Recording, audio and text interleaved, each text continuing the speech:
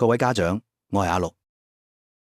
近日大埔宏福苑嘅嚴重火災，相信大家都好揪心，但同時見到街坊機構紛紛伸出援手，又確實感受到香港人守望相助嘅溫暖。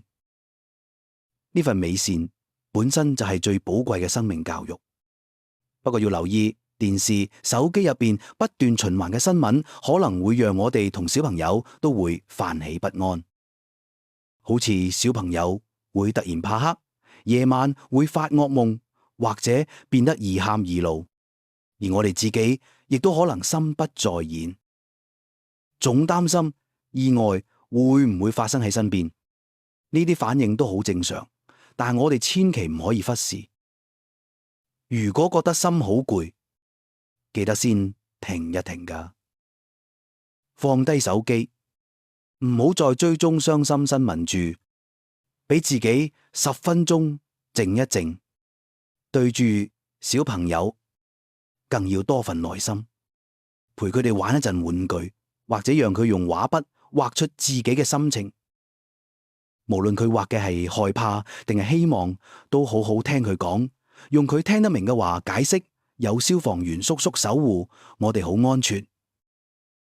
我哋嘅情緒會影響小朋友，所以自己都要先穩住陣腳，唔好喺佢面前講過於驚慌嘅話。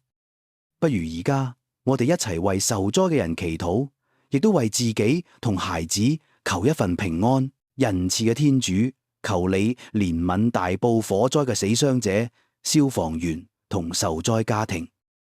求你懷抱身心受傷嘅人，用你嘅慈愛俾力量佢哋。亦求你看顧我哋同孩子，讓平安住喺每個家入邊，幫助我哋互相支持，盡力援助有需要嘅人。阿孟，憂苦之母，請為我哋祈禱。如果小朋友情緒好難平復，或者自己覺得撐唔住，千祈唔好死頂，可以揾學校老師、社工或者聯絡輔導機構。最後，讓我哋繼續為受災者祈禱，亦都記住，黑暗中總有光，我哋一齊守護彼此嘅平安。